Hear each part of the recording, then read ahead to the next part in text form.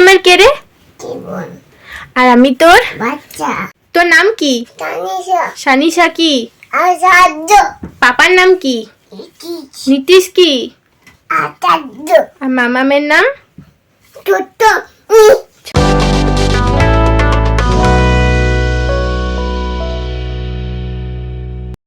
Hello guys, কেমন আছো তোমরা সবাই? আশা করি খুব ভালো আছো, আমরাও খুব ভালো আছি।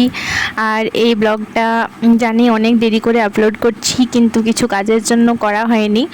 তো এটা ছিল আমাদের গাড়ির ডেলিভারির ব্লগ, প্লাস আমি খাতড়া গিয়েছিলাম সেই ব্লগও আছে। তোমরা আস্তে আস্তে দেখতে পারবে, ব্লগটা কন্টিনিউ দেখতে থাকো, তোমাদের খুব ভালো লাগবে, আমি কথা দিচ্ছি। তো ডেলিভারির দিনে আমরা বেরিয়ে পড়েছি, এই শোরুমে পৌঁছে গেছি। আমি, আমার বাবা, নীতিশের বাবা, নীতিশ, ভুটু, আর আমাদের এখানে আরও নীতিশের দুজন কাকু, জেঠু, এরাও গিয়েছিল। আমরা সবাই মিলে টাটার শোরুমে গিয়েছিলাম। আমাদের গাড়িটা হচ্ছে টাটা পাঞ্চ একম পিস প্লাস। তো প্রথমে এখানে কিছু রিচুয়ালস হলো, গাড়ি তোলা, কেক কাটা, চাবি দেওয়া। তো এরকম করে কিছু রিচুয়ালস থাকে যেগুলো হলো। তোমরা আশা করি এগুলো সব দেখেছো আমার ফেসবুকে, ইনস্টাগ্রামে। যদি না দেখে থাকো তাহলে আমি আমার চ্যানেলের লিঙ্ক দিয়ে দেবো, তোমরা দেখে নিও। আর এই যে গাড়িটা তোমরা দেখো ঘুরে ঘুরে, অ্যাকচুয়ালি গাড়ি কেনাটা আমাদের একটা স্বপ্নই ছিল, বিশেষ করে নীতিশের, আর একটু প্রয়োজনও ছিল, সেজন্যেই কেনা। আর ভুটু প্রথমে গাড়িতে বসে গেছে। এই কালারটা অ্যাকচুয়ালি আমার চয়েস। তোমাদের কেমন লাগলো গাড়িটা কমেন্ট করে জানিও। আর এখানে ভিতরটা একটু দেখাচ্ছি তোমাদেরকে, তোমরা যারা যারা দেখতে চাইছো তারা দেখে নাও। আর ফাইনালি আমাদের গাড়ির চাবি আমার হাতে তুলে দেওয়া হয়েছিল। এবার আমরা বাড়ি ফিরছি। সেদিনের ওয়েদারটা খারাপ ছিল, অ্যাকচুয়ালি রথের দিন আমরা ডেলিভারি নিয়েছিলাম, রথের দিনটা শুভ বলে। তো এই যে বাড়ি ফিরছি আমরা সবাই। অ্যাকচুয়ালি আমরা সবাই চেষ্টা করেছিলাম, বিশেষ করে আমি, ভাবি, ভুটো, নীতিশ, গাড়ির সাথে ম্যাচিং করে ড্রেস কোড করা। তো আমারটাই ম্যাক্সিমাম ম্যাচ হয়েছে মোটামুটি। তারপরে সব কিছু হয়ে যাওয়ার পরে আমরা এবারে ফিরছি। তারপরের দিনে আমাদের বিপত্তারিণী পুজো ছিল আমাদের মন্দিরে। তোমরা জানো যে আমাদের মন্দির আছে নিজেদের, সেখানেই আমাদের গাড়ি পুজোটাও হয়ে গেছিলো সেদিনই। এরপরে সব কিছু কমপ্লিট হয়ে যাওয়ার পরে আমরা গিয়েছিলাম একদিন খাতড়া। এটা আমাদের ভিতরের আইডল, আমাদের বজরংবলী, এটা ওরা শোরুম থেকে দিয়েছে।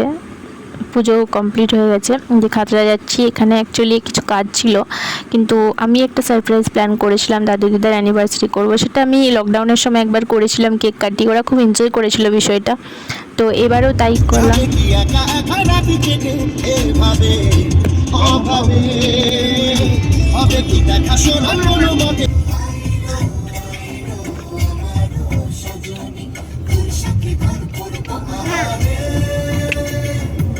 কত বাদাম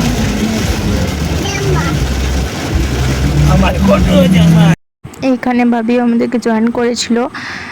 অ্যাকচুয়ালি আমাদের বাড়ি হয়ে আমরা গিয়েছিলাম, ভাবিও খাতটা গিয়েছিল, তাই ভাবি জয়েন করেছিল। আর দেখো এটা, তাহলে তোমরা এই যে দাদু দিদার অ্যানিভার্সারি, অ্যাকচুয়ালি ওরা হচ্ছে আমার লাইফের একটা বিশাল ইম্পর্টেন্ট পার্ট। তোমরা যারা আমাকে চেনো তারা জানো, ছোটোর থেকে আমি দাদু দিদার কাছে মানুষ হয়েছি, এবং ছোটোর থেকে বড় হওয়া, আমার স্টাডি, আমার বিয়ের পরেও ফুটুকে এখনও নিয়ে যাওয়া, ওদের সঙ্গে থাকা, এগুলো খুব খুব খুব স্পেশাল আমার জন্য।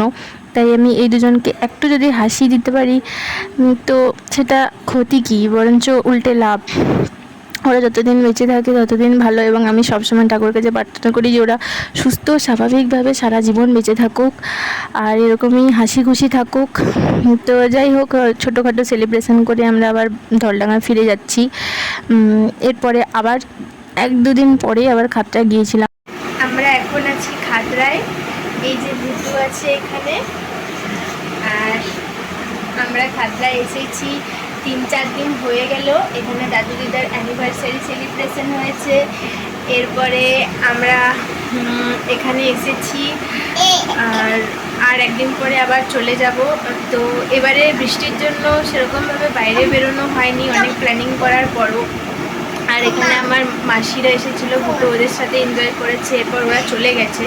এখনও প্রতিদিন যায় ছোটো মামা, মামি আর কাকুর সাথে উপরে। আর এখানে খাওয়া দাওয়ার পরে একটু খেলা করে এখানে বসে বসে, আর ওর দাদু দিদার সঙ্গে অনেকটা টাইম কাটায়। এইভাবেই খাতার জার্নিটা ওর খুব স্মুথলি এবারে কাটলো। আর দেখতে দেখতে 4-5 দিন পেরিয়েও গেছে। বিশেষ করে ভিডিও করা হয়নি, তার কারণ হচ্ছে যে এমনি ঘরের মধ্যেই ছিলাম, ওই খেলাধুলা এইসব করতে করতে সময়টা বেরিয়ে গেছে। তাই বিশেষ করে আলাদা করে কোনো ভিডিও শ্যুট করা এবারে যায়নি। তো যাই হোক, জার্নি ইজ অলমোস্ট কমপ্লিট। এবারে আমরা আবার ধলডাঙ্গা ফিরে যাব।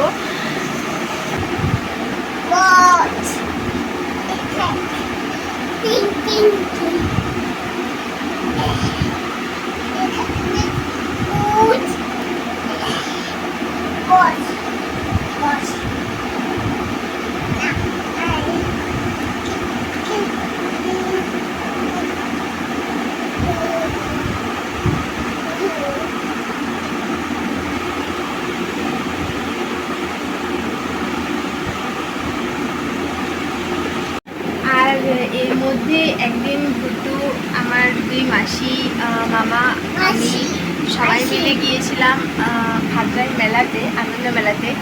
এবং সেখানে অ্যাকচুয়ালি সেই দিন থেকে ভুটুর শরীরটা একটু খারাপ হয়ে গিয়েছে।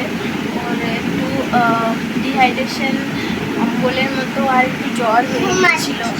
সেই জন্য বিশেষ করে আর খুব একটা ভিডিও আমি এবারে শ্যুট করতে পারিনি খাতড়ায় এসে। তো যাই হোক, এখনও অনেকটা বেটার আছে। আর মাঝে কালকে একটা দিনই আছে, পরশু আমরা চলে যাব। তো এই মাঝের একটা দিনে আমরা যা যা করছি বা এখানে ও এসে যা যা করে সেটার রুটিন আমি তোমাদের কাল দেখাবো অবশ্যই। আর কালকেই লাস্ট ব্লগ খাতড়ার ব্লগটা এবারে বিশেষ দেখাতে পারিনি। তো চেষ্টা করবো নেক্সট টাইম দেখানো, যতটুকু দেখাতে পারবো কালকেই দেখাবো। তো দেখতে থাকো। এই যে আমি একটা দিনের পুরো শ্যুট করেছি। আমি থেকেছিলাম 5-6 দিন। 5-6 দিনের বৃষ্টি পড়ছিল, বিশেষ কিছু শ্যুট করিনি। আর প্রতিদিন একই রকম রুটিন। এই দিন বুটু সকালে উঠে দাদুর সঙ্গে দেখো কেমন ঘুরতে যাচ্ছে। ও অ্যাকচুয়ালি খাতড়াতে যতবারই আসে দাদুর সঙ্গে এভাবে ঘুরতে যায়। আর এদিন সকাল সকাল গিয়েছিল, কারণ সেদিন আমাদের লাইন ছিল না। তো সকাল সকাল ওর ঘুম ভেঙে গিয়েছিল দাদুর।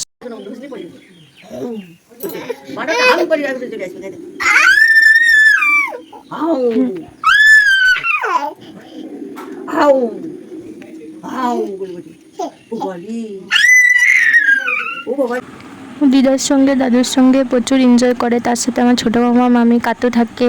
আমার 2জন মাসি ছিল, তার মধ্যে একজন মাসি চলে গিয়েছে। আর ছোটো মাসি আছে, তাকেও তোমরা ব্লগে দেখতে পাবে। আর একটা ভাই আছে মাসির ছেলে। ও সবার সাথেই প্রচুর এনজয় করে। এই যে দেখো দাদুর সাথে বড় বাবা বড় মা করে খুব এনজয় করেছে। ও অ্যাকচুয়ালি এর আগেও খাতড়া অনেকবার এসেছে। প্রথমে তো এসেছিলো অন্নপ্রাশনের 1-2 মাস পরেই, 1.5-2 মাস ছিল। তারপরে আরও এসেছিলো কালী পুজোর সময়, একবার সরস্বতী পুজোর সময় এসেছিলো, সেই ব্লগ তোমরা দেখেছো। তো যাই হোক, দেখো কেমন দিদার কাছে চলে যাচ্ছে। এরপরেও তোমরা ওর কিউট মোমেন্টস আরও দেখতে পাবে। তো এইবারে ও আলতা পড়ছে। আলতা পড়তেও অ্যাকচুয়ালি ভীষণ ভালোবাসে। আমি আলতা পড়তে ভালোবাসি, আমার মেয়েও ভালোবাসে। তো বসে বসে কেমন আলতা পড়ছে দেখো দিদার কাছে। আর দিদা আমাকে প্রতিবার যখন খাতড়া থেকে ফিরি ধলডাঙ্গা আমাকে এরকম করে আলতা পরিয়ে দেয়। আর এইবারে সবথেকে নতুন এডিশন হলো ভুটু। এরকম আমাকেও দিদা পরিয়ে দিচ্ছে। আর আলতা পরলে সত্যিই ভালো লাগে। আমার দিদা নিজের হাতে পরিয়ে দেয়, এটা খুব স্পেশাল আমার জন্য। দিদা দাদুকে অ্যাকচুয়ালি খুব মিস করি। ওদের কাছে যেয়ে বেশি থাকতে পারি না ভুটুর জন্য। সত্যি আমার খাতড়া আর দিদা দাদুকে খুব খুব খুব মনে পড়ে। আর খাতড়া গেলেই পুরনো সব স্মৃতিগুলো ফিরে আসে।